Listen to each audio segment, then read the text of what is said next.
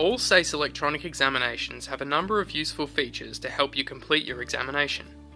The exam allows you to zoom in and out, highlight and take notes, use a private text editor called Scribblepaper, and flag questions you might want to review later. Here we'll focus on using the Scribblepaper feature.